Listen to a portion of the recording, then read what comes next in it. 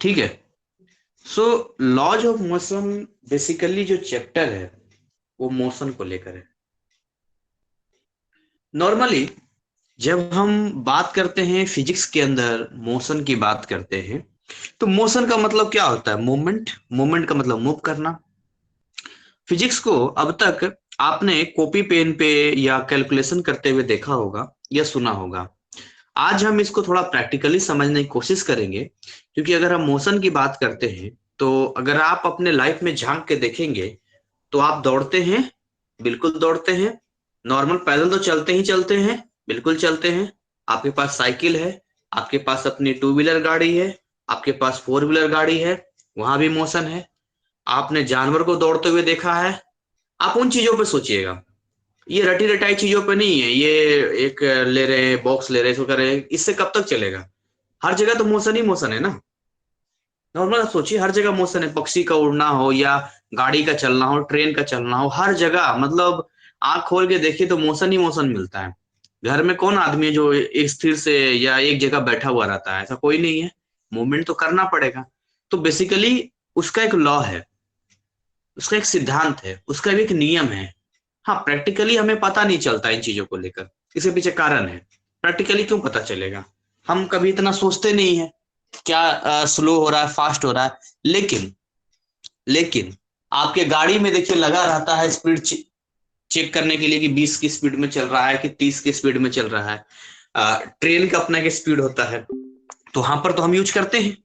ऐसा तो है नहीं कि आ, गाड़ी चला रहे हैं तो भाई कैसे चला रहे हैं, बस चल रहा है। एक सिस्टम है, वहां भी एक टाइमिंग होता है। अब देखते हैं, पहले ही बता देते हैं कि ये जो ट्रेन है यहाँ से इतने बजे खुली है और ये इस डेस्टिनेशन पे इतने घंटे में आपको पहुंचा देगी। कैसे उसने बता दिया? क्योंकि एक मैथ है, उसका मैथमेटिकल अप्रोच है। प्लेन खुलता है तो प्लेन जब चलता है ऊपर 35,000 फीट इतना ऊंचाई पे जाता है, तो भाई वहां पर भी एक कैलकुलेशन है कि भाई इतने से चलेगा तो इतना पहुंच जाएगा। तो जब आप मोशन की बात जब भी दिमाग में आए, जब भी आपके माइंड में आए मोशन, तो आप दिमाग में क्या सेट करोगे? यही सारी चीजें दिमाग में लाओगे। आपके माइंड में सब चलना चाहिए। अब जब आप मोशन की बात करते हैं तो दो सिचुएशन तो आम आदमी भी समझता है, और वो दो सिचुएशन है, एक तो रेस्ट और दूसरा है मोशन। मोशन चैप्टर में पढ़ते हैं तो अब देखिए, जब आप रेस्ट की बात करते हैं तो आप क्या कहते हैं? यहां पर एक वर्ड यूज करेंगे, स्टेशनरी ऑब्जेक्ट। थोड़ा सा बेसिक तो मुझे देना ही पड़ेगा। Stationery object. स्टेशनरी ऑब्जेक्ट का मतलब होता है कोई भी ऑब्जेक्ट जो रुका हुआ हो, चाहे वो खंबा हो सकता है, पोल हो सकता है, नहीं बेटे कुछ भी हो सकता है वो। तो हम इससे तुलना करके देखते हैं। अब अगर कोई भी ऑब्जेक्ट या कोई भी वस्तु, इवन आप मैं कोई भी किसी स्टेशनरी ऑब्जेक्ट के साथ में अपना पोजीशन चेंज नहीं कर रहे हैं, ठीक है, तो अगर वो पोजीशन चेंज नहीं करेंगे तो हम कहेंगे रेस्ट में आराम से बैठा हुआ है वो। एक बैंक के नीचे कोई बैठा हुआ है, तो भाई बैंक के नीचे बैठा हुआ है आराम से, और वो टाइम गुजरता जा रहा है लेकिन वो अपना पोजीशन चेंज नहीं कर रहा है, तो हम स्टेशनरी ऑब्जेक्ट यूज करेंगे बर्डिंग। हम लोग पोजीशन वाला यूज करेंगे। पोजीशन का मतलब होता है एक एक जगह जहां पर वो है। तो अब जब दूसरा, विथ रिस्पेक्ट टू टाइम ऐसा बोलेंगे, विथ, ऐसा बोलेंगे विथ रिस्पेक्ट टू टाइम। इसी को शॉर्टकट में हम ऐसे बोलेंगे, WRT, with respect to time. ऐसा बोलेंगे, मतलब टाइम के रिस्पेक्ट में टाइम भी तो देखना पड़ेगा। आपने किसी को 1 सेकंड के लिए देखा और वो सड़क पे चल रहा था, लेकिन आपने 1 सेकंड के लिए फोटो खींच लिया, तो क्या वो रेस्ट में हो गया? नहीं। टाइम बढ़ रहा है तो उसका पोजीशन ही बदल रहा है। तो अब जैसे रेस्ट में यहाँ पर क्या है कि टाइम बदलता जाएगा। देखिए ये आदमी यहाँ पर खड़ा है, या गाड़ी मोटर कुछ भी है। अब यहाँ पर t=0 सेकंड पर भी यही था ये, t=10 सेकंड पर यही है ये। तो भाई इसके पोजीशन में तो कोई चेंज ही नहीं हो रहा है। अगर ये लेट वी सपोज ये पोजीशन ए है और ये पोजीशन बी है, तो ए से बी पर तो मूव ही नहीं किया ये। और ये आप कैसे बता रहे हैं? तो यहाँ पर कोई ना कोई स्टेशनरी ऑब्जेक्ट आप लेके चल रहे हैं। यहाँ पर कुछ तो स्टेशनरी ऑब्जेक्ट होगा, XYZ कुछ भी आप मान लीजिए। कुछ भी स्टेशनरी ऑब्जेक्ट यहाँ पर हो सकता है जो फिक्स हो, अपनी जगह रुका हुआ है। उसी के रिस्पेक्ट में आप बात कर रहे हैं, एकदम फिक्स। लेकिन वही अगर अपना पोजीशन ये चेंज करने लग जाए तो आप कह देंगे मोशन में है, बात खत्म। जब आप कहते हैं किसी भी ऑब्जेक्ट के बारे में कि वो मोशन में है, इसका मतलब ये हुआ कि उसने अपने पोजीशन को चेंज तो करना शुरू किया ही, खुद को भी एक पॉइंट से दूसरे पॉइंट पे, दूसरे पॉइंट से तीसरे पॉइंट पे, चौथे पॉइंट पे आगे की ओर मूव करना शुरू कर दिया। इस मूवमेंट के दौरान हम कुछ बेसिक कैरेक्टर्स कह सकते हैं या बेसिक टेक्निकल साइंटिफिक फिजिक्स का टर्म कह सकते हैं, उनका इस्तेमाल करते हैं। जैसे अब से हम जितना यूज करेंगे कुछ वर्डिंग का यूज करेंगे। जैसे कि अगर आपको बोले इनिशियल वेलोसिटी, आगे से जितना होगा समझ जाना, बोलेगा इनिशियल वेलोसिटी, तो इसके लिए जो वर्डिंग यूज करेंगे हम लोग, यू वर्ड यूज करेंगे, स्मॉल यू। जहां भी स्मॉल यू दिखाई दे देगा समझ जाना वो इनिशियल वेलोसिटी है, एकदम आराम से। और जब भी बोलेगा फाइनल वेलोसिटी, फाइनल वेलोसिटी, तो आप वी वर्ड यूज करेंगे, वी। तो यू हो गया एबीसीडी में पहले आता है यू, इनिशियल वेलोसिटी। वी हो गया फाइनल वेलोसिटी। इसके अलावा कुछ और वर्ड यूज करेंगे अगर डिस्टेंस के लिए यूज करना होगा हमें। अब हर जगह डिस्टेंस तो लिखते नहीं चलेंगे, या डिस्प्लेसमेंट के लिए यूज करेंगे। बेसिक में देखिएगा डिस्टेंस और डिस्प्लेसमेंट में क्या फर्क होता है, यहां पर मैं नहीं बताऊंगा, वो आपको देखना है। एनीवे है तो डिस्टेंस सब, इसके लिए एस यूज करेंगे। टाइम के लिए हम लोग क्या यूज करेंगे, टाइम के लिए टी यूज करेंगे। एक वर्ड और आता है एक्सेलरेशन। एक्सेलरेशन एक वर्डिंग आती है, उसके लिए हम लोग स्मॉल ए यूज करते हैं। इनका अपना अपना यूनिट भी है, इनका अपना यूनिट भी है। जैसे अगर आप यू की बात करते हैं तो इसका यूनिट होता है मीटर पर सेकेंड, वी का भी मीटर पर सेकेंड ही होगा, ठीक है। एस का मीटर होगा, टी का सेकेंड होगा, और ए का होता है मीटर पर सेकेंड स्क्वायर। ए का होता है मीटर पर सेकेंड स्क्वायर। और इनके बिहाफ पे तीन इक्वेशंस हमें याद करने होते हैं। सबसे पहला जो इक्वेशन होता है v is equal to u plus a t, ये एकदम रट जाना चाहिए। दूसरा है s is equal to u t plus half a t square. और तीसरा जो है हमारा वो v square is equal to u square plus two a s. ये हमारा तीन फॉर्मूला कहिए या इक्वेशन कहिए, जो भी आप कह सकते हैं, इक्वेशन ऑफ मोशन बोल सकते हैं। ये फर्स्ट है, पहला जो सीक्वेंस में रहता है, ये मतलब आसानी होता है बोलने में, फर्स्ट बोलेगा तो फर्स्ट सेकंड थर्ड। अब देखिए इससे हमें निकल जाता है, जैसे पहले वाले का इस्तेमाल तब करेंगे जब हमें वी मालूम होगा, यू मालूम होगा, टी भी मालूम होगा, लेकिन ए निकालना होगा, या आपको ए दिया हो, यू दिया हो, वी दिया हो, टी निकालना हो, मतलब चारों में से कोई भी एक मिसिंग हुआ तो हम लगा देंगे। अब आप क्या करेंगे, कॉपी पेन मुझे पता है नहीं है तो आदत बना लीजिए, कॉपी पेन खोल के रखना है। ये जो तीन इक्वेशंस हैं, ये तीन इक्वेशंस है, इसको 5 टाइम जल्दी से लिखिए, एक बार देख के और बाकी 4 बार बिना देखे, फास्ट करेंगे और मुझे अपडेट करेंगे, ये रट जाना चाहिए।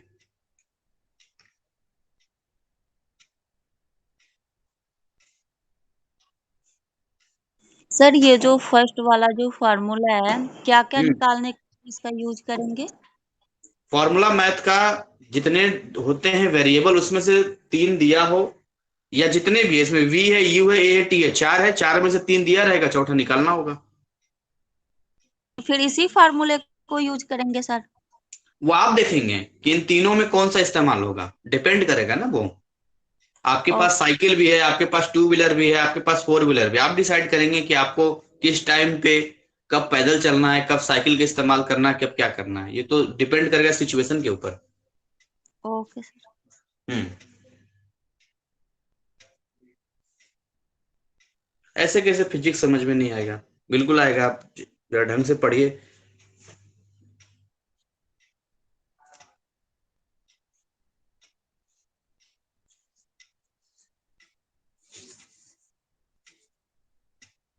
जितने लोग देख रहे हैं भाई, क्योंकि रिकॉर्डेड भी है, रिकॉर्डेड के बाद भी देख रहे होंगे बाद में फ्यूचर में, तो वो सब हैं जो 5 टाइम लिखेंगे।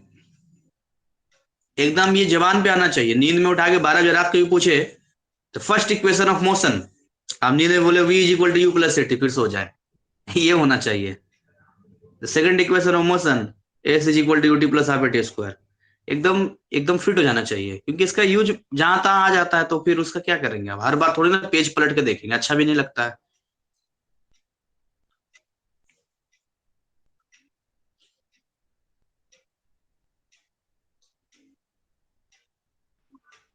हो गया सर। Very good. अब देखिए, टेक्निकली मैं कुछ चीजें समझा देता हूँ, बाकी जो है आप बेसिक में देखेंगे समझ में आएगा। इनिशियल वेलोसिटी तो आप जानते हैं, नॉर्मल आप कहीं भी हैं, वो हाइट मेजरमेंट करने के लिए भी मैं बताऊंगा, लेकिन अभी स्टेप बाय स्टेप आप चलिए, जब आएगा ग्रेविटी तो बता दूंगा। नॉर्मली मान के चलिए गाड़ी आपकी है, गाड़ी आपकी रुकी हुई है, ठीक है? तो अगर गाड़ी रुकी हुई है, एक तो ये केस हो गया। दूसरा, गाड़ी जब आपने स्टार्ट किया तो उस टाइम पे जो वेलोसिटी है वो आप कह सकते हैं इनिशियल वेलोसिटी, या रेस्ट से काउंट कर रहे हैं तो जितना दुनिया में रेस्ट, अगर ये वर्ड आ जाएगा स्टार्टिंग फ्रॉम रेस्ट, तो इनिशियल वेलोसिटी जीरो हो जाएगा। सवाल देगा कि कोई ट्रेन है और मेंशन करेगा कि हम कहां से काउंट कर रहे हैं, तो हम काउंट वहां से कर रहे हैं जब ट्रेन स्टार्टिंग फ्रॉम रेस्ट, जब ट्रेन रेस्ट में थी, वहां से हमें कैलकुलेशन को ले जाना है, वहां से हमें डिस्टेंस को निकालना है। तो हमारी मजबूरी है कि जब वो रुकी थी तब तो वो रुकी ही थी ना, चल तो रही ही थी, इसलिए उसका यू हम जीरो ले लेंगे। तो दुनिया में जब भी बोलेगा कि मोशन से पहले वो रेस्ट में था तो यू जीरो कर देना, और बोलेगा कि लास्ट में जाके वो रेस्ट में हो गया, यानी चल रहा है चल रहा है चल रहा है, लास्ट में जाके वो रेस्ट में हो गया, तो वी जीरो कर देना। ये यू और वी का प्रैक्टिकली कई लोग कंफ्यूज हो जाते हैं। कई लोग कहते हैं कि सर फिर तो दुनिया में हर चीज रेस्ट से ही शुरू होता है। ऐसा तो है नहीं कि हर चीज चलती ही रहती है। एक जेन्युइन सा सवाल मेरे माइंड में आता था कि न्यूमेरिकल्स में सोल्व होता है कि स्टार्टिंग फ्रॉम रेस्ट लिखा है, इसका मतलब है कि यू आप जीरो ले रहे हैं। और कई बार ऐसा भी सवाल आता है कि उसका यू 2 मीटर पर सेकंड है, उसका यू 5 मीटर पर सेकंड है। तो माइंड में ये आता है, मेरे आता था कि क्या वो उसका 2 मीटर पर सेकंड है, तो क्या वो 2 मीटर पर सेकंड से चालू ही था और वहां से आगे हमने काउंट किया है, क्या वो रेस्ट में था ही नहीं? आप लोगों के पास कुछ माइंड काम कर रहा है इस बात को लेकर कि कैसे कभी यू, मतलब एक अगर लॉजिकली देखे तो सबका यू जीरो होना चाहिए, लेकिन हर बार यू जीरो क्यों नहीं होता है? क्या लगता है आप लोग को? सर स्टार्ट तो जीरो से हो, मगर हम लोग बीच का इंटरवल ऑफ टाइम लेते हैं ना सर, बीच का यस, निकालते हैं। हाँ, हम लोग एक इंटरवल ऑफ टाइम ले लेते हैं। अगर ट्रेन कहीं दिल्ली से खुली है और उसको लखनऊ जाना है, तो अब देखना होगा कि हम दिल्ली से लखनऊ ले रहे हैं या गाजियाबाद से लखनऊ ले रहे हैं। अगर हम गाजियाबाद से लखनऊ लेंगे तो भाई दिल्ली से जब खुली थी तो गाजियाबाद में वो मोशन में थी, तो उस दौरान उसका जो वेलोसिटी वहां से हम काउंट करेंगे तो वो जो भी मिलेगा हमें उसका यू कहलाएगा। इसलिए माइंड में फिक्स लेके चलिए। तो आपको यू और वी बिल्कुल क्लियर हो गया। डिस्टेंस नॉर्मल एसी होता है, मीटर वगैरह में हम लोग मेजरमेंट करते हैं। टाइम जो आपका है वो आप जानते ही हैं, टाइमिंग जो लगती है। एक्सेलरेशन एक वर्डिंग है। एक्सेलरेशन का मतलब होता है त्वरण, एक्सेलरेट करना, एक्सेलरेटर इसी से तो बना है। गाड़ी में जो आपका एक्सेलरेटर होता है वो क्या करता है? आपके गाड़ी के स्पीड को बढ़ा देता है, यही तो काम करता है। आप जितना एक्सेलेटर का यूज करेंगे, गाड़ी हाई हाई हाई बढ़ता चला जाएगा। आप अपना भी एक्सेलेटर कई बार बढ़ा लेते हैं, बहुत जल्दी में होते हैं और एक लिमिटेड टाइम में आपको टाइम से पहुंचना होता है, तो आप जल्दी दौड़ना शुरू करते हैं, फास्ट चलना शुरू करते हैं, लपकना शुरू करते हैं। कुछ नहीं तो एक पागल कुत्ता पीछे लग जाए तब भी आप दौड़ लेंगे। तो ऐसे कई सिचुएशंस आते हैं जहां आप अपना एक्सेलेटर यूज कर लेते हैं। तो ये एक्सेलरेशन वर्डिंग इसी के लिए है। मतलब एक्सेलरेशन में जब भी आएगा तो वही गाड़ी वाड़ी आप ध्यान रखना क्या कर रहा है। ये स्पीड, स्पीड वेलोसिटी लगभग एक चीज है, लेकिन थोड़ा डिफरेंस है। स्पीड में हम लोग डायरेक्शन मेंशन नहीं करते हैं, वेलोसिटी में डायरेक्शन मेंशन करते हैं। लेकिन जब एक सीधी राह, एक स्ट्रेट लाइन पे बात करते हैं तो वेलोसिटी और स्पीड एक ही हो जाता है स्ट्रेट लाइन पे, क्योंकि वहां तो एक ही डायरेक्शन में हो रहा होता, चेंज होना नहीं है। तो आप नॉर्मली सोचना कि आपका एक्सेलरेटर क्या करता है, जो आपका एक्सेलरेटर करता है वही एक्सेलरेशन है। आपकी गाड़ी के एक्सेलरेटर जो है एक्सेलरेशन मतलब डेवलप किया, मतलब वेलोसिटी को इंक्रीज कर दिया, वेलोसिटी को चेंज कर दिया। ऐसा करने में टाइम भी लगता था। दो चीज याद रखना, चेंज इन वेलोसिटी और टाइम, ये माइंड में लेके चलना, change in velocity time, change in velocity time. अब इस हिसाब से अगर हम यहाँ पर छोटा सा एक टर्म लिख दूं मैं, तो आपके लिए क्लियर हो जाएगा। देखिए, अगर मैं यहाँ पर लिख दूं कि एक्सेलरेशन जो होता है ये है चेंज इन वेलोसिटी, और नीचे है टाइम। ठीक है, तो acceleration a is equal to हम लोग डेल्टा लिखेंगे, ये सारा बेसिक में पढ़ा चुका हूं मैं, डेल्टा चेंज होता है, और ये टाइम हो गया। ये अपना जो है स्केलर क्वांटिटी नहीं, वेक्टर क्वांटिटी होगा, क्योंकि इसके पास डायरेक्शन की बात हो रही है यहाँ पे, तो एक्सेलरेशन हो गया नॉर्मल। अगर यहाँ पर एक्सेलरेशन इंक्रीज कर रहा है तब तो आप एक्सेलरेशन बोलेंगे, लेकिन कई बार ब्रेक वगैरह भी लगाते हैं, उससे क्या होता है, अचानक से आप रोकना चाहते हैं गाड़ी को, मतलब आप सीधा स्पीड को कम करना चाहते हैं, तो जब एक्सेलरेशन इंक्रीज करेगा तब तो आप एक्सेलरेशन बोलेंगे, शॉर्टकट में लिख देता हूं। और जब एक्सेलरेशन कम होगा, नेगेटिव होगा, या एक्सेलरेशन से ज्यादा बेटर होगा ये बोलना कि जब वेलोसिटी इंक्रीज करेगा, ये ज्यादा बोलना अच्छा रहेगा। जब वेलोसिटी इंक्रीज करेगा तो एक्सेलरेशन वर्डिंग यूज करेंगे, और जब वेलोसिटी डिक्रीज करेगा तो रिटार्डेशन बोलेंगे। ब्रेक वगैरह लगाना होता, सवाल में पूछता है रिटार्डेशन, सवाल में पूछता है ऐसा कि भाई रिटार्डेशन हो रहा है, ये चीजें है, वो निगेटिव में रहेगा। यहाँ पर एक्सेलरेशन पॉजिटिव में रहता है, और यहाँ पर एक्सेलरेशन निगेटिव में रहता है, ये बस ध्यान दीजिएगा इसको। तो ये अपना कुछ हिसाब किताब था जो हमने कर लिया।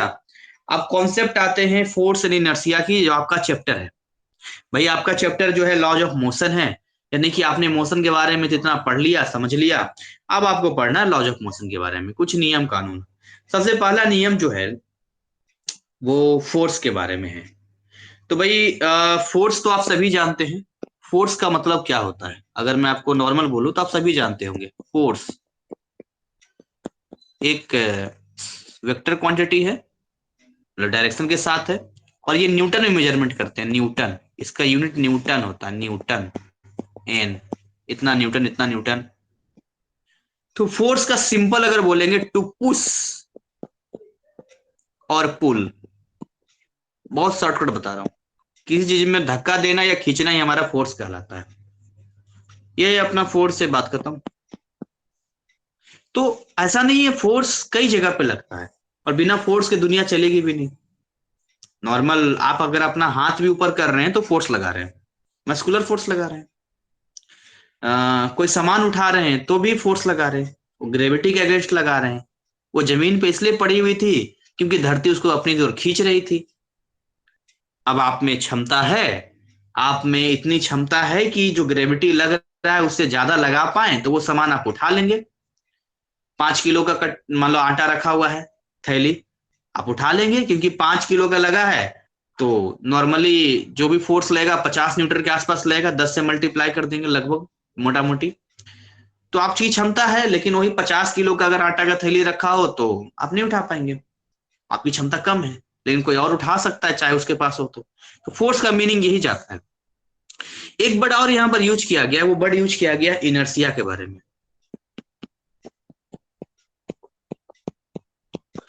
इनर्सिया, इनर्सिया क्या होता है? अगर आप इनर्सिया की बात करते हैं तो इसको जड़त्व कहते हैं हिंदी में, ये जड़त्व होता है। जड़ का मतलब जानते हैं क्या होता है? पेड़ जो है ना, उसका जड़ आप देखेंगे तो एक जगह पर होता है। कभी भी ऐसा नहीं है कि गार्डन के एक पार्ट में जो पौधा है वो रात भर में अपने आप चलकर वो दूसरे हिस्से में आ जाएगा, ऐसा नहीं होगा। तो इनर्सिया या जड़त्व हिंदी में कहते हैं, इसका जो मीनिंग है, इसका जो मतलब है, ये जो सारी चीजें आप देख रहे हैं इनर्सिया का, इसका मतलब होता है कि जब एक स्टेट में कोई होता है, स्टेट मतलब राज्य नहीं, स्टेट मतलब कंडीशन, स्टेट मतलब एक वे में, अगर कोई मोशन में है तो वो मोशन में रहना पसंद करेगा, अगर कोई रेस्ट में है तो रेस्ट में रहना पसंद करेगा।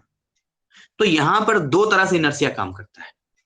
अच्छा, एक चीज मुझे बीच में ध्यान आ गई, कई लोगों के माइंड में, मुझे भी यही लगता था कि जो जितना इनर्सिया है, फोर्स है, वेलोसिटी है, स्पीड है, एक्सेलरेशन है, साइंस है, एवरीथिंग, ये सारे विदेशियों का ही देन है, क्योंकि हमें यही सिखाया गया है। और पेटेंट जो बुक कराना होता है, एक पेटेंट होता है, नहीं आपने कुछ नया किया तो आपको पेटेंट करना पड़ता है वहां पर जाके, तो वर्ल्ड लेवल पे उसका होता है।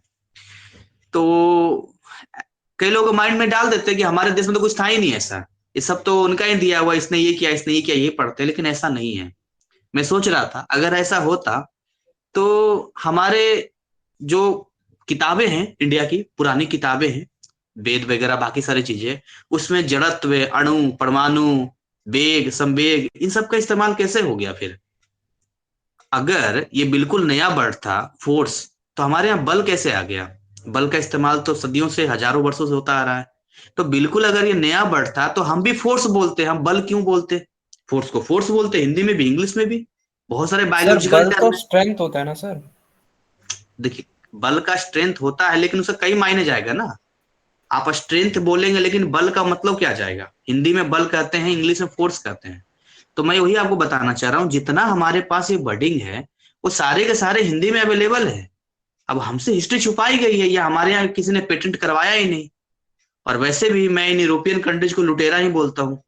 मतलब ये समझिए कि घर आपका, घर आपका, और कोई पड़ोसी या बाहर का आपके यहाँ आता है, आपके सारे कमजोरी जानता है, और आपके सारे रिसोर्सेस को इस्तेमाल करता है, इवन आपकी सैलरी वैलरी सब ले लेता है, और आप जी हुजूरी करते रहते हैं, और अपना देश आराम से ले जाता है। फिर वो आराम से एक म्यूजियम लगाता है।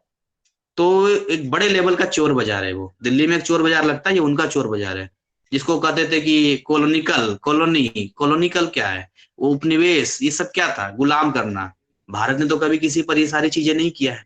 तो कहने का मतलब ये है कि हमेशा उन्होंने अपनी प्रभुता को, मतलब अपनी जो छाप होती है, हमेशा आगे रखा कि बाकी आगे कोई बढ़ ही नहीं पाए।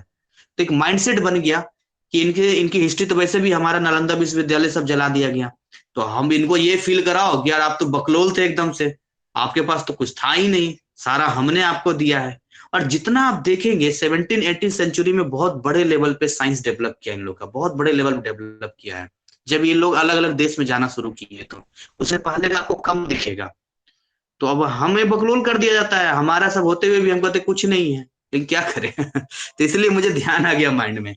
तो भारत है ये, आज सारा दुनिया स्लो चल रहा है पर भारत ठीक है अपना, और हमेशा ठीक चलता है। खैर आगे बढ़ते हैं, इनर्सिया पे आते हैं।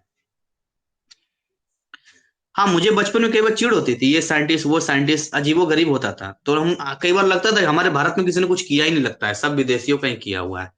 तो वो क्यों आपको आगे बढ़ने देंगे? जो आप पे 200 वर्षों तक गुलामी किया, वो चाहेगा कि आप आगे बढ़ जाएं और आप नाम कमा लें? ऐसा हो सकता है क्या? कोई नहीं चाहेगा। अब तो स्थिति बदल गई है। तो इनर्सिया यहाँ पर जब हम आते हैं, जड़त्व की बात करते हैं, तो यहाँ पर जो है दो तरीके में हम कैटेगराइज करेंगे। खैर ये हमारा टॉपिक नहीं है, लेकिन क्योंकि ये माइंड में आ गया, तो ये चीजें मेरे से थोड़ा सा इमोशनल कंट्रोल नहीं होता है मेरा इन चीजों पे। जब मैं हिस्ट्री पढ़ाता हूँ, ज्योग्राफी पढ़ाता हूँ, पॉलिटिकल पढ़ाता हूँ, ये चीजें बड़ा खून खोल जाता है। लेकिन अपने अंदर जब अपने अपना ही सिक्का खोटा हो, अपने ही यूनिटी नहीं है, तो बाहर वाला तो फायदा उठाएगा ही उठाएगा। अपने ही लोग राजा महाराजा झगड़ा करते रहते थे, तो बाहर वाला लूटा, आराम से ले गया। तो यहाँ पर एक तो हो गया inertia of rest, inertia of motion, जिसको बोलते हैं रेस्ट ऑफ इनर्सिया, गति का जड़त्व, इनर्सिया ऑफ रेस्ट ऐसा बोलेंगे, हिंदी में ट्रांसलेट करेंगे इनर्सिया ऑफ रेस्ट।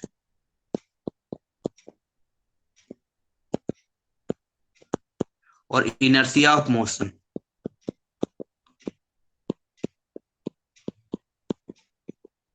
तो ये दो तरीके का हो गया। अब देखिए, अगर कोई रेस्ट में है तो वो रेस्ट में ही रहना पसंद करेगा। मैं कुछ एग्जांपल भी आपको दे दूंगा इसके।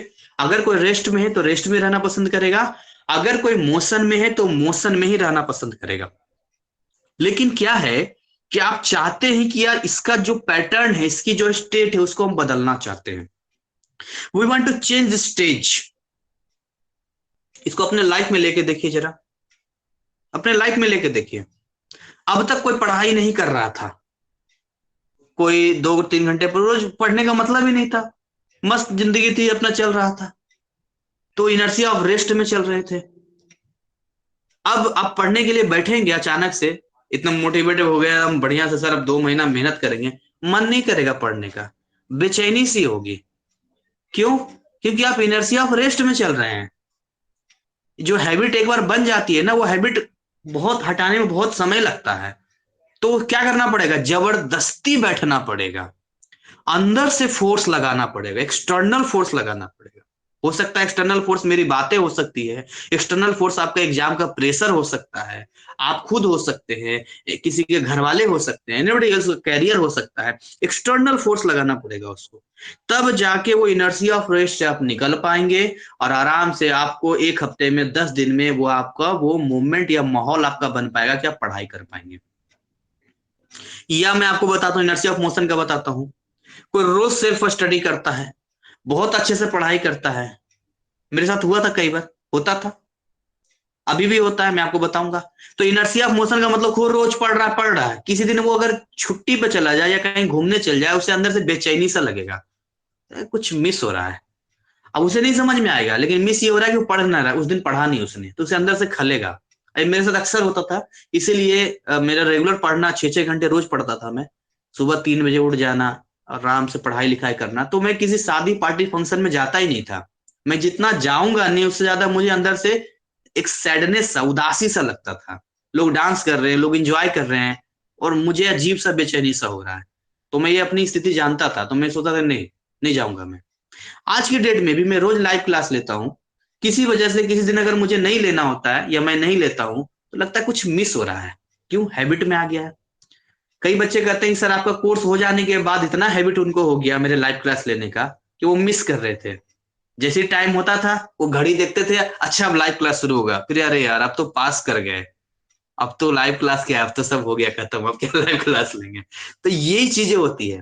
लाइफ से कनेक्ट कीजिए। कैसे नहीं याद होगा? Inertia of rest, inertia of motion, एक एक पेज आप लिख देंगे, लिखने के लिए आएगा। तो ये आपको ध्यान देना है कि अगर आप यहाँ चेंज करना चाहते हैं, दोनों ही कंडीशन में कहीं भी आप चेंज कर लीजिए इन दोनों को। चाहे देखिए मैं इसको ऐसा करता हूं, ये आपका रेस्ट है और ये आपका मोशन है। अगर इसको आप चेंज करना चाहते हैं तो ऐसे चेंज नहीं होगा। सामने से फुटबॉल आ रहा है दौड़ता हुआ, या कोई बॉल आ रहा है, या आपका दोस्त आ रहा है दौड़ता हुआ है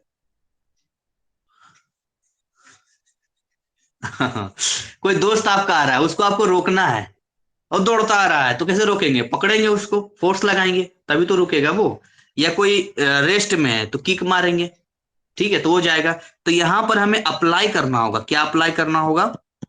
apply an external force.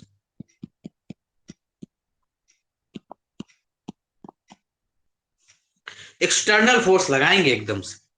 External force आएगा और उसको कर देगा। साइंस तो कहता है कि एक ऐसी सड़क बनाई जाए जिसमें फ्रिक्शन लेस बनाई जाए।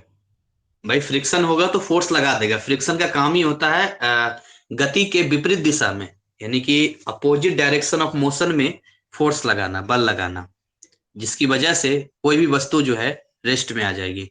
तो फ्रिक्शन लेस सड़क बनाई जाए और उस पर किसी ऑब्जेक्ट को अगर मोशन में डाल दिया जाए तो रुकेगा ही नहीं। वो अनंत काल के लिए चलता जाएगा, चलता जाएगा, चलता जाएगा, चलता जाएगा, चलता जाएगा, चलता जाएगा। इनके हिसाब से बिल्कुल फ्रिक्शन जीरो हो सकता है, क्यों नहीं हो सकता है?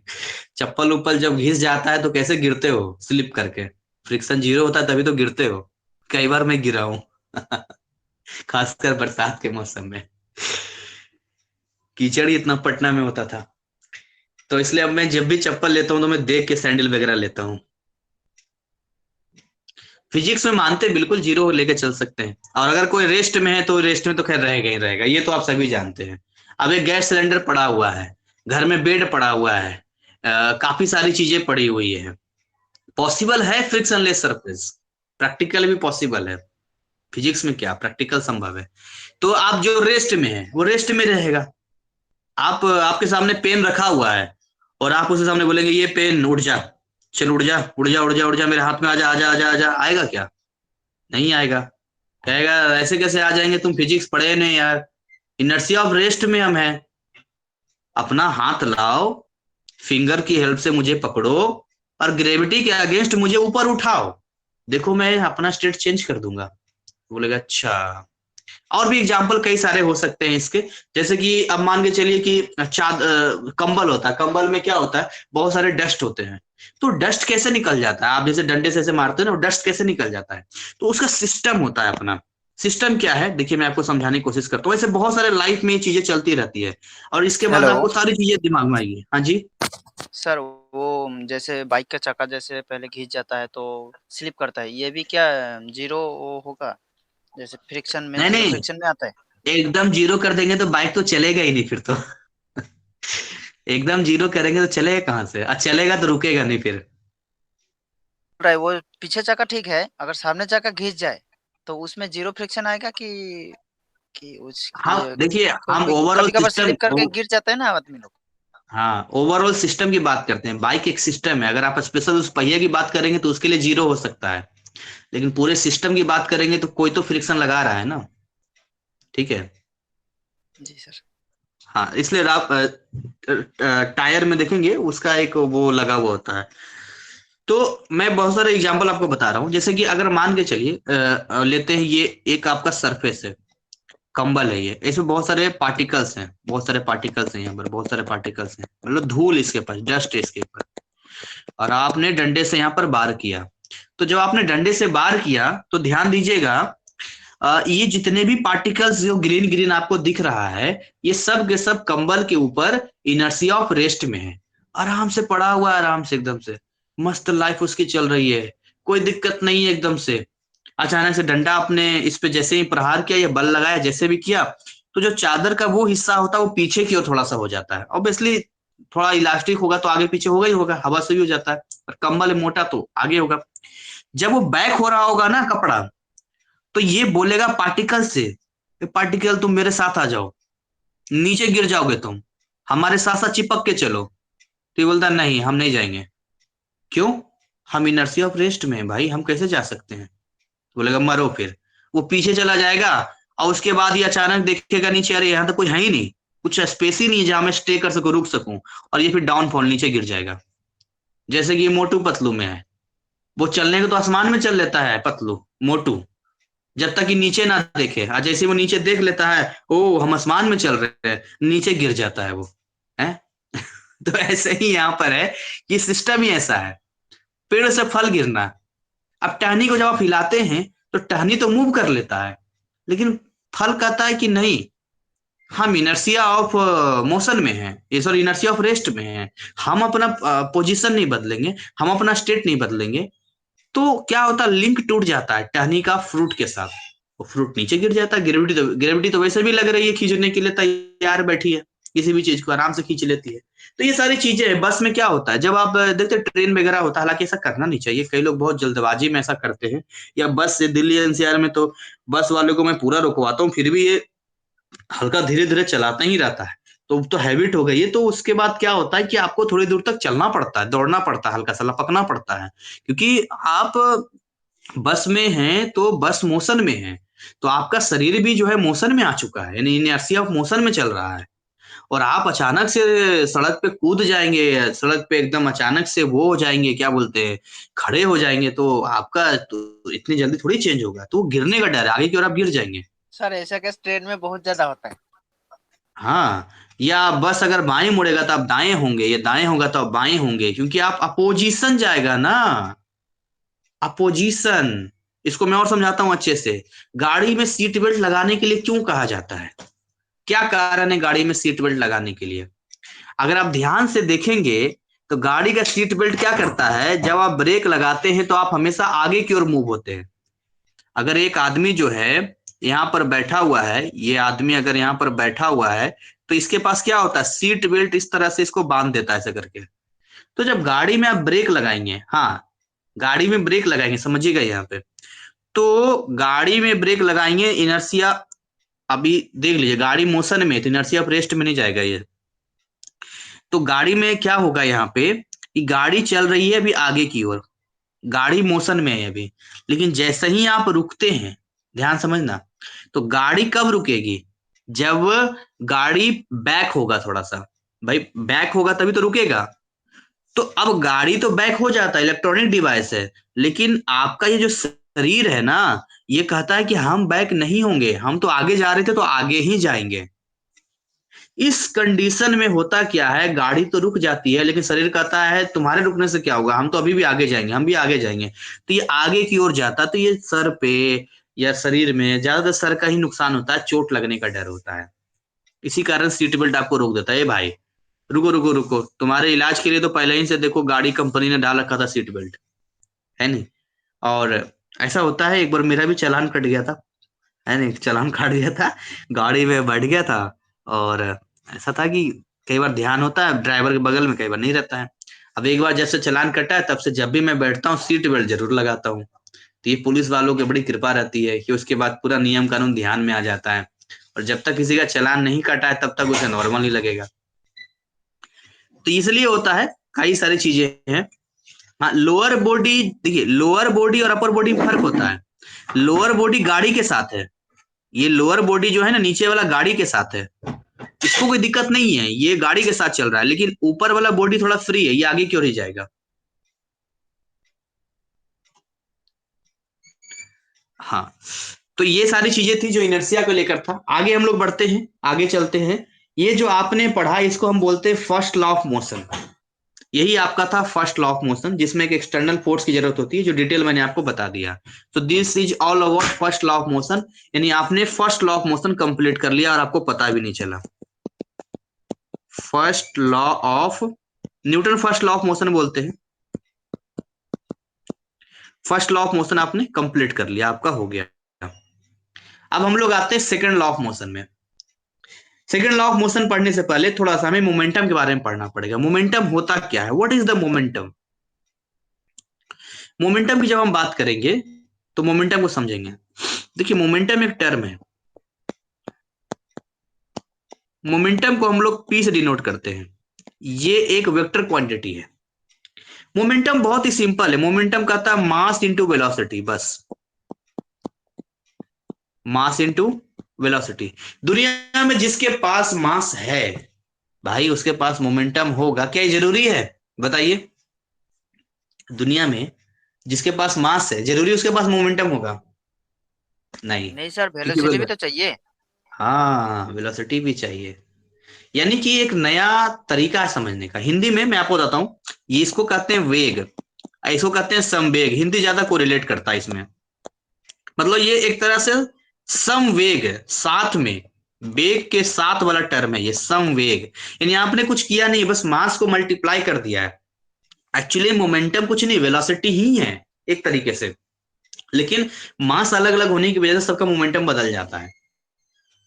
अब देखिए मान के चलिए बड़ा ट्रक है, अब भले ही वो धीरे धीरे चले लेकिन मोमेंटम उसका ज्यादा होगा क्योंकि उसका मास ज्यादा है। एक ट्रक और एक कार, ये दोनों अगर एक स्पीड में भी चले, धीरे धीरे भी चले, तो मोमेंटम सबसे ज्यादा ट्रक का होगा क्योंकि ट्रक का मास ज्यादा है। तो मास आने की वजह से होता है, इसलिए वेग और संवेग ऐसा करके हम लोग बोलते हैं मोमेंटम। तो मोमेंटम में किसी के मोमेंटम निकाला जा सकता है, जैसे आप इनिशियल वेलोसिटी बोलते हैं वैसे आप इनिशियल मोमेंटम भी बोल सकते हैं, कुछ नया है ही नहीं इसमें। जैसे आप फाइनल वेलोसिटी बोलते हैं वैसे आप फाइनल मोमेंटम बोल सकते हैं। क्या करना है इसमें, मास से मल्टीप्लाई तो करना है इसमें, और क्या करना है। केवल मास से मल्टीप्लाई करने में आप इसको नए तरीके से देखेंगे, सर में सरदर्दी लेंगे, तब तो बड़ी दिक्कत वाली बात है। हर किसी का मोमेंटम है, आप बैठे हुए हैं तो आपका मोमेंटम जीरो है क्योंकि mass into velocity, velocity zero है आपका। तो अब नॉर्मली जैसा कि आप एक एग्जांपल समझिए, ये अगर एक सड़क है, यहां पर एक आदमी नॉर्मल जो वॉक कर रहा था, बेचारा दौड़ रहा था वो। अब यहां पर सोचिए ये जो है 60 kg का है, लेट भी सपोज मान लेते हैं कि इसका मास 60 kg है। हमने ऐसे एक वीडियो में जो है 50 kg लिया था। एक लड़का कमेंट कर रहा था, सर आपको कैसे, मैंने उसमें बोला था मान लो आप 50 kg के हो, तो कमेंट कर, सर आपको कैसे पता चला मैं 50 kg का हूँ। मैं बोला, मैंने कहा कि मुझे क्या पता तुम 50 kg के हो या ना हो, मैं तो नॉर्मल बोला कि मान लो आप 50 kg के हो, उसका एग्जैक्टली 50 kg होगा। तो बड़ा इनोसेंट तरीके से उसने मतलब कमेंट किया कि सर आप तो बिना, हम जान गए एकदम से कि मेरा 50 kg है। सर मैंने कोई अंतर्यामी रिप्लाई घोषित कर दिया आपको, अंतर्यामी घोषित कर दिया। अंतर्यामी घोषित कर दिया। तो मैं 60 kg इसलिए लिख रहा हूँ कि पिछले 1.5 साल तक मैं 48 kg का था, अब मैं 60 kg का हो गया हूँ, और गर्मी आते आते 63-64 का हो जाऊंगा। 65 भी जा सकता है, डॉक्टर से पूछ रखा है, उसने बोला 65 से आगे मत जाना। हाँ, तो m is equal to 60 kg मैंने ले लिया। अब तक 50 लेता था मैं, क्योंकि मैं खुद 50 का था, अब 60 kg लेता हूँ। तो यहां से मान के चलिए ये दौड़ता दौड़ता जो है आगे बढ़ा, तो अब देखना पड़ेगा इसकी वेलोसिटी है कितनी। तो नॉर्मली जो है हाँ, मास और वेट में फर्क होता है। वेट फोर्स होता है, उसमें जी से मल्टीप्लाई करना होता है। अभी ग्रेविटी में पढ़ाऊंगा, ग्रेविटेशनल का बता दूंगा मैं। तो ये मान के चलिए ये यू इसका जो है शुरू का कितना चल सकता है, ये 2 मीटर पर सेकंड मान लेते हैं। हालांकि स्पीड में चलेगा तो पॉसिबल है, 2 मीटर पर सेकंड मान लेते हैं कि 2 मीटर पर सेकंड से ये आराम से चल रहा है। ये ठीक है, आराम चल रहा था। ये पोजीशन आपका है यहाँ पर। अब ऐसा हुआ कि इसने देखा कि अरे यार, पीछे तो वो आदमी आ रहा है जिससे 50,000 ये कर्जा ले रखा है, और बहुत दिन से वो इसको ढूंढ रहा है, फिर मिलेगा फिर पूछेगा। तो अब ये क्या करेगा, अपना स्पीड बढ़ा देगा। तो यार निकल लेते हैं यहाँ से, तो फिर ये आ जाएगा, फिर पूछना शुरू कर देगा। तो अब यहां से अगर मैं इसका इस तरीके से बनाऊं, यहाँ पर इसका बनाऊं यहाँ पे, है ना, तो यहां से ये हो जाएगा, मान के चलिए v इज इक्वल टू, ऐसा मान लेते हैं ये हो गया 3 मीटर पर सेकंड। वो कहेगा सर यहाँ हेल्दी लग रहा है, यहाँ थोड़ा दुबला पतला हो गया है। हाँ, दुबला पतला हो गया, बहुत दौड़ लिया इसलिए। लेकिन अभी मास इसका 60 kg ही है, मास थोड़ी बदल जाएगा इसका, 60 kg है ये। तो कुछ टेक्निकल वर्ड हम लोग यूज करते हैं, जैसे अब इसका initial velocity u, final velocity v। अब यहाँ पर अगर मोमेंटम के टर्म में बात करेंगे हम लोग, तो मोमेंटम में हम लोग कैसा बोलेंगे, ऐसा बोलेंगे इनिशियल मोमेंटम pi, तो यहाँ mu बोलेंगे। और फाइनल मोमेंटम pf, यहाँ mv बोलेंगे। हम ऐसा टर्म यूज करेंगे। और कैसा टर्म यूज करेंगे भाई, यहाँ पर आप निकालेंगे एमई और एमवी, तो आप नॉर्मली जो है यहाँ पर 60 kg को मल्टीप्लाई करेंगे 2 मीटर पर सेकेंड से, तो यहाँ आ जाएगा 120 kg मीटर पर सेकेंड। और यहाँ पर यदि आप निकालेंगे तो 60 kg मल्टीप्लाई 3 मीटर पर सेकेंड, ये आ जाएगा 6 18 हो गया ना, तो 180 kg मीटर पर सेकेंड आ गया। तो यहां से आपको अगर पूछेगा चेंज इन मोमेंटम, तो आप आराम से बता देंगे, फाइनल में से इनिशियल घटा देंगे, आ जाएगा चेंज इन मोमेंटम। लेकिन यहाँ पर कुछ स्मार्ट काम कई बार हो जाता है, जैसे कि एम एम दोनों में दिख रहा है, तो इतना लंबा लंबा बार बार कैलकुलेशन नहीं करेंगे, इसलिए हम लोग क्या करते हैं, direct m v minus m u करके एम कॉमन लेते हैं। इस तरीके से अगर चेंज इन मोमेंटम निकालना हो, चेंज इन मोमेंटम निकालना हो, तो P F minus P I कर देंगे, तो ये अपना हो जाएगा 180। चलिए 180 डाटा छोड़िए, m v minus m u, तो एम कॉमन ले लेंगे, वी माइनस यू, इसको घटाइए, आराम से निकल जाएगा आपको।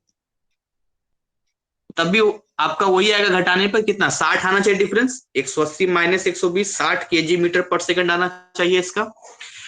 तो मास तो वही है 60 kg, और ये हो गया 3 मीटर पर सेकेंड माइनस 2 मीटर पर, देखिए थोड़ा इजी हो जाता है कैलकुलेशन। तो 60 kg मल्टीप्लाई 1 मीटर पर सेकेंड, तो ये आ गया 60 kg मीटर पर सेकेंड। डायरेक्ट भी घटाएंगे तब भी आपका आएगा। तो ये आपका है चेंज इन मोमेंटम है। अब भाई चेंज इन मोमेंटम है, तो एक वर्ड आता है rate of change in momentum. देखिए जहां जहां भी रेट की बात फिजिक्स में बात आएगा विथ रिस्पेक्ट टू टाइम, तो आप टाइम से डिवाइड कर देना है। रेट का मतलब ये जानना चाह रहा है कि 1 सेकेंड में कितना चेंज हो रहा है। हो सकता है 10 सेकेंड में इतना चेंज हुआ हो, 10 सेकेंड में 60 kg मीटर पर सेकेंड चेंज किया हो, तो 1 सेकेंड में कितना चेंज होगा, तो 6 kg मीटर पर सेकेंड चेंज हो रहा है, उसी हिसाब से चेंज हो रहा है। तो कहने का मतलब ये है कि ये जो वर्डिंग यूज कर रहा हूं मैं यहाँ पे, इसको हम बोलते हैं चेंज इन मोमेंटम। ध्यान देना वर्डिंग पे, इसको हम बोलते हैं चेंज इन मोमेंटम। लेकिन अब जो वर्ड मैं यूज करने वाला हूं वो यूज करने वाला हूं rate of change in momentum. Rate of change in momentum with respect to time.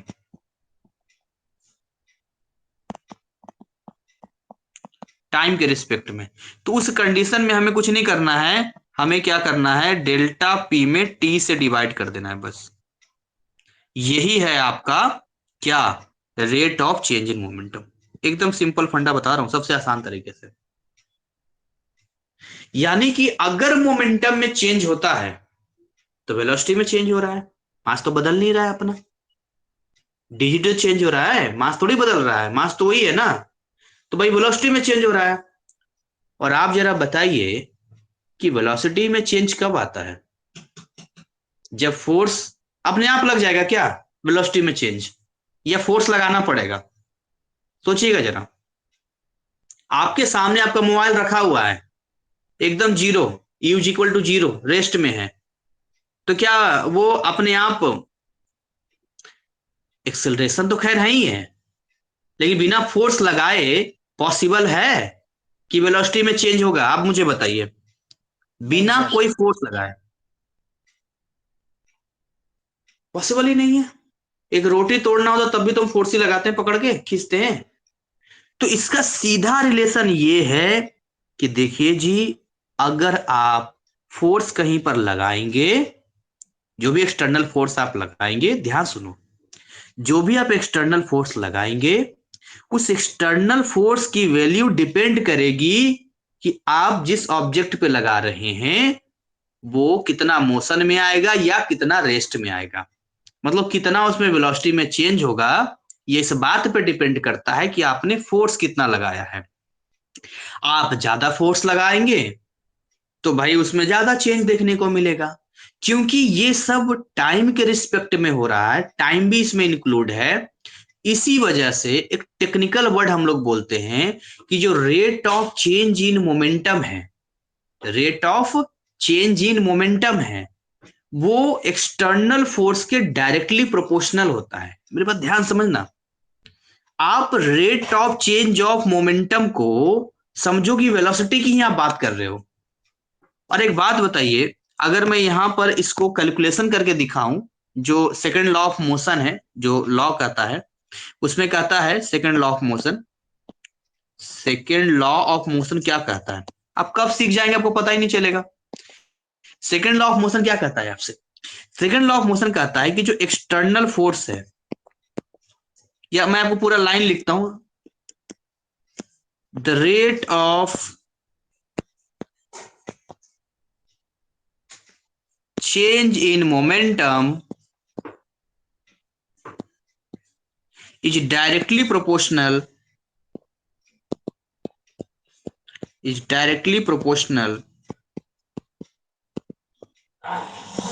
to the applied force, to the external force बोल देते हैं, अप्लाइड फोर्स या एक्सटर्नल फोर्स। तो क्या गलत बोल रहा है ये कि भाई जो आपका एक्सटर्नल फोर्स एफ है ये डायरेक्टली प्रोपोर्शनल है डेल्टा पी अपॉन टी के? क्या गलत बोल रहा है ये? जब जब आप फोर्स बढ़ाएंगे तो टाइम भी तो बढ़ रहा है, टाइम में भी तो चेंज आ रहा है, तो वेलोसिटी में चेंज आ रहा है, वेलोसिटी में चेंज आ रहा है तो मास से तो मल्टीप्लाई करना है, तो डेल्टा पी भी आ गया। मास इसलिए यहां कंसिडर किया जा रहा है क्योंकि देखते हैं ना कि जब हम फोर्स लगाने के लिए जाते हैं तो मास भी एक फैक्टर है, मास एक फैक्टर है। अगर ज्यादा मास का होता है तो हम असमर्थ हो जाते हैं फोर्स लगाने में, खाली वेलोसिटी से काम नहीं हो रहा है यहाँ पर। ऐसा थोड़ी है कि 50 केजी का कोई ऑब्जेक्ट है और 10 न्यूटन फोर्स लगा रहे हैं तो वो भी उतना ही आगे की ओर बढ़ेगा जितना कि 10 केजी वाले ऑब्जेक्ट में लगा रहे हैं। ऐसा होता है क्या? 10-10 न्यूटन लगाएंगे हम, बिल्कुल सांस लेने में फोर्स लगता है।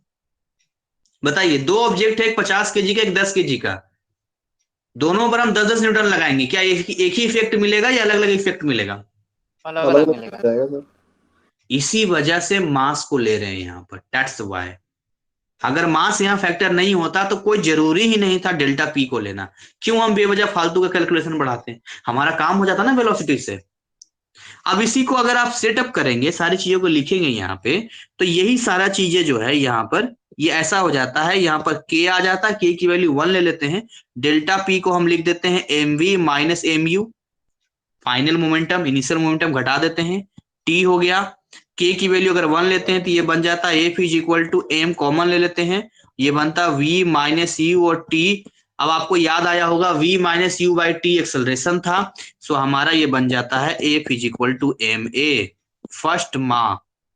और यही आपका है सेकंड लॉ ऑफ मोशन, यही आपका फॉर्मूला निकला सेकंड लॉ ऑफ मोशन का। सेकेंड लॉ ऑफ मोशन लगाइए आराम से, F is equal to m है। Excuse me sir. Hmm sir जैसे एग्जाम में क्वेश्चन आता है कि मतलब तीनों लॉज को एक्सप्लेन करो, जैसे फर्स्ट और थर्ड लॉ का तो पता है कि लाइंस में लिख सकते हैं उसको, तो सेकंड लॉ को सर कैसे लिखेंगे? यही सेम स्टेटमेंट लिखेंगे अकॉर्डिंग सर्कुलर मोशन, बाकी डेरिवेशन थोड़ा दिखा देंगे यहाँ पर, या लिख देंगे where k is proportionality constant, k is equal to 1, ये प्रोपोर्शनलिटी कांस्टेंट है, जी जी जी। बस इतना ही लिख देंगे। सर T2 माइनस T1 होता है ना सर? T2 माइनस T1 ले सकते हैं, डेल्टा T भी बड़ी यूज करता है, मैं डायरेक्टली T यूज कर रहा हूँ, आप चाहें तो डेल्टा T यूज करेंगे, तभी आपका रिजल्ट वही आएगा। टाइम इंटरवल में चलता है, आप नॉर्मल टाइम बोलेंगे तो मतलब वो घटा के ही दे रहे हैं आप, ठीक है। सर अच्छा सर, अच्छा सर, हम्म ठीक है। सर सेकंड लो को सर नॉर्मल लैंग्वेज में कैसे बोलेंगे सर? ऐसे मतलब फर्स्ट लो तो ठीक है, समझ आ गया, थर्ड भी समझ आ गया, लेकिन सेकंड थोड़ा सा। आप फिजिक्स के लैंग्वेज में बात कर रहे हैं या आम भाषा समझने के लिए? सर ऐसे अगर नॉर्मल लैंग्वेज में बोले तो? नॉर्मल लैंग्वेज मतलब क्या, एग्जाम के दृष्टिकोण से या समझने के लिए?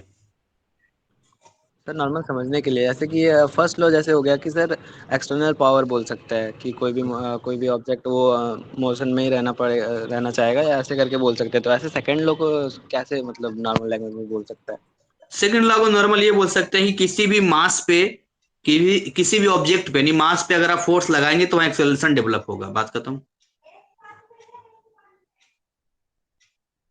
फोर्स लगाएंगे एक्सेलरेशन डेवलप होगा, ये समझेंगे। F is equal to m में आ तो रहा है साफ साफ, मास तो बदलता नहीं है, A चेंज होगा F चेंज होगा, इन दोनों में चेंज होना है, ठीक है। अब यहां पर कुछ सवाल आपसे पूछता हूं मैं, इस पर न्यूमेरिकल वगैरह भी है। F is equal to ma पे F कब कब जीरो हो सकता है, फोर्स कब जीरो हो सकता है? F कब जीरो हो सकता है, क्या कंडीशन इसको जीरो होने का? सर जब एक्सेलरेशन 0 होगा। यस, ये तभी जीरो होगा, कहां चला गया, जब एक्सेलरेशन जीरो होगा। इफ एक्सेलरेशन जीरो होगा, और एक्सेलरेशन जीरो कब होगा? जब बॉडी जब रेस्ट में रहेगा सर। और सब जब वो एक ही वेलोसिटी से चलेगा। कांस्टेंट जब वो कांस्टेंट वेलोसिटी से चलेगा, ये तो दोनों ही चीजें मैं लिख देता हूँ।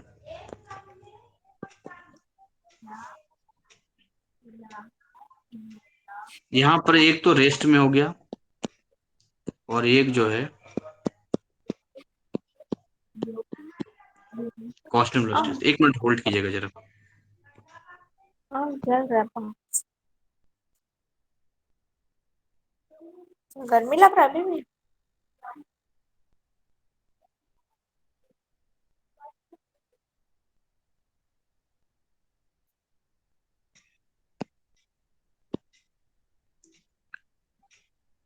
सो यहां पर दोनों ही कंडीशंस को हम मेंशन कर देते हैं।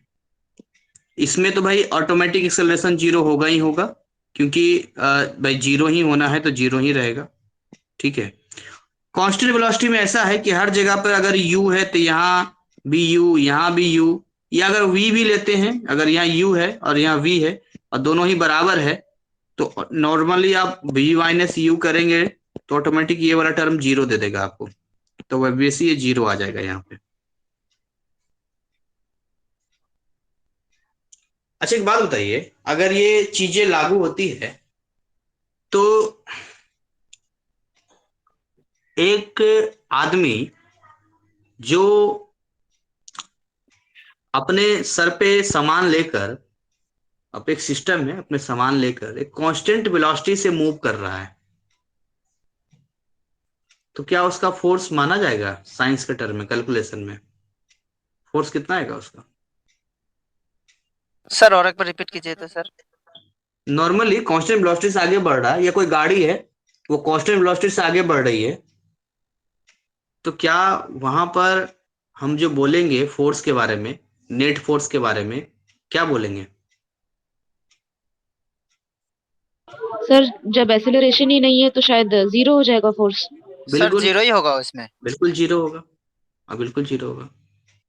क्योंकि उसका u और v तो ये मतलब इनिशियल वेलोसिटी और मतलब फाइनल वेलोसिटी तो 0 ही हो रहा है, समान हाँ समान एक जैसा हो रहा है। हाँ, तो यही सारी चीजें हैं जो कई बार आप पढ़ते हैं, तो इसी में आपका जाता है। ठीक है, अब आते हैं एक last third law of motion पे। सेकंड लॉ ऑफ मोशन आपका हो गया। थर्ड लॉ ऑफ मोशन जो आपको कहता है, वो आपसे कहता है एक्शन रिएक्शन। आप किसी को एक थप्पड़ मार के देखिए, वो बदले में कुछ रिएक्शन होगा अगर आप एक्शन करेंगे तो। सर किसी को देंगे तो शायद एक के बाद में 2 भी पड़ सकता है। नहीं सर, उसका तो नहीं पता, मेरे मारेगा मैं तो 10-15 मार दूंगा। लेकिन फिजिक्स सिद्धांत पे चलता है, कहता है कि आप जितना एक्शन करेंगे रिएक्शन भी उतना ही मिलेगा। आप दीवार पे अपना सर ऐसे ऐसे पटकेंगे, ऐसे ऐसे टक्कर मारेंगे, तो अगर आप धीरे से टच करेंगे तो धीरे से दीवार भी आपको टच करेगा, और अगर आप दीवार को बहुत तेज मारेंगे तो दीवार भी आपको बहुत तेज मारेगा और उसी टाइम पे मारेगा। तो इसको बोलते हैं action reaction pair of forces, और ये होता है third law of motion. This is the third law of motion.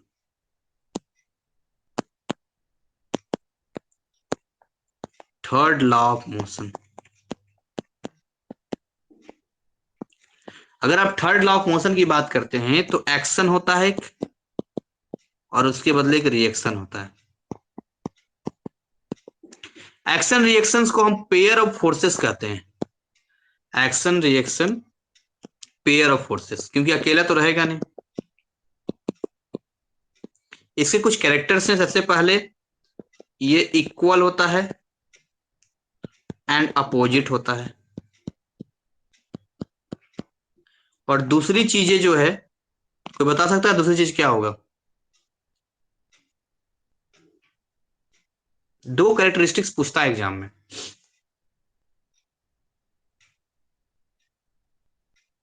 पहला इक्वल एंड अपोजिट, और दूसरा क्या लिखेंगे? 2 ऑब्जेक्ट होगा सर। यस, टू ऑब्जेक्ट्स होना जरूरी है, अकेले कैसे कोई कर लेगा? Two objects. तो यही आपका, इसका बहुत इस्तेमाल है action reaction pair of forces का। बहुत सारे जैसे टक्कर वक्कर भी होता है तो भाई उस हिसाब किताब से चलता है और अपना जाता है, ये टक्कर में जाता है तो एक दूसरे को अपोजिट लगाता है। हाँ, इम्पल्स बच रहा है। इम्पल्स कुछ नहीं, इम्पल्स जो है वो चेंज इन मोमेंटम है, केवल चेंज इन मोमेंटम निकाल देंगे, वही इम्पल्स हो जाता है। ठीक है, वो भी हम देख लेंगे। कंजर्वेशन मोमेंट आज क्लास का टाइम आज हो चुका है, बाकी इस पे आप काम करेंगे, फिर अगले क्लास में फ्रिक्शन वगैरह करके चैप्टर खत्म कर दूंगा, ये अपना फिनिश हो जाएगा ये। तो एक क्लास और मुझे लगेगा, तो आज का क्लास यहाँ तक रहा। तो आज बहुत सारे नए स्टूडेंट हैं हमारे बीच में, जितने भी रहा, हो सकता है उनका कुछ अलग तरीका रहो। तो कैसा लगा आपका आज का ये चैप्टर या फिजिक्स को लेकर जो चीजें हैं, मजा आया पढ़कर, या लग रहा है कि ऐसे ही अगर चैप्टर चलता रहा, क्लासेस चलती रही तो सर अच्छा रहेगा? कोई नया सर यहाँ पर? ऐसे चलेगा तो हम लोग बहुत कुछ सीख जाएंगे सर। बहुत कुछ सीख जाएंगे। सर एक बार जूम आउट कर दो पूरा जो भी लिखा है। ये जूम आउट एक पेज नहीं है ना जो मैं कर दूं? सर वही है, अभी 3-4 बार पढ़ लिया ना इस चैप्टर को, तो अब ऐसा हाँ, लग रहा है। नहीं आप लोग तो पुराने हैं, बहुत बार पढ़ चुके हैं, मैं नए वाले की बात कर रहा हूँ। बहुत लोग इसमें ज्वाइन किए हैं, जो ज्वाइन करने से पहले मुझसे बार बार कह रहे थे कि सर पढ़ेंगे तो समझ में आ जाएगा ना, पढ़ेंगे तो समझ में आ जाएगा ना, कैसे होगा, क्या होगा, अरे कैसे जाएगी सर जाएगी। वो वाला डायलॉग बोल देता ना, पढ़ेगा इंडिया तभी तो बढ़ेगा इंडिया। ओ अच्छा, इसका पीडीएफ सर चाहिए? पीडीएफ भी दे दूंगा आपको। सर पहले जब देखते थे ये लोगों सब भूत जैसा दिखता था, कुछ समझ में नहीं आता था। हाँ हाँ हाँ, पहले हाई फाई लोग लगता होगा ना, बिल्कुल एकदम हाई फाई लगता होगा देख के, एकदम से एकदम लगता होगा बड़ा हाई फाई। फिर दोस्ती वोस्ती आपको करवा दिए, देखते हैं जब जब तक हाई फाई होता है तब तक एकदम दूर दूर खड़े रहते हैं, जब दोस्ती होता है और दोस्त कंधा पे हाथ मारता जाएगा, और दोस्त ठीक है चले क्या, हाँ चलो आओ कोल्ड ड्रिंक वगैरह पीते हैं, आओ जरा घूमते हैं, और नहीं है तो सर नहीं इसमें भाग। सबसे ज्यादा डर लगता था जैसे वो मीटर पर सेकंड, उसके बाद में ऊपर में पावर में -1 होता था ना, उसको हमको कभी भी समझ में नहीं आता था, जो क्लास में समझ में आया वीडियो देख के। ये मैंने कहा ना, एक जो कहते हैं ना कि मतलब एक प्रपोज करने वाली बात होती है, वही वाला ये है। तो मैं फिजिक्स का लब गुरु बन गया हूँ, आप लोगों को समझा रहा हूं कि कैसे फिजिक्स से लव होगा, कैसे फिजिक्स आपसे अच्छी दोस्ती होगी ताकि आपका साथ अच्छा रह सके। तो इनिशिएट करने का काम हो जाता है। चलिए कोई सर नहीं, एक्सेलरेशन का ऐसा यूनिट मीटर पर सेकंड स्क्वायर कैसे हो जाता है? आप देख लीजिए नीचे ऑलरेडी 1 सेकंड आता है, ऊपर तो चेंज इन वेलोसिटी है मीटर पर सेकंड, और नीचे ऑलरेडी टाइम से डिवाइड कर रहे हैं, तो सेकंड सेकंड डिनोमिनेटर में 2 बार आ जाता है, तो मल्टीप्लाई करने के बाद सेकंड स्क्वायर हो जाता है।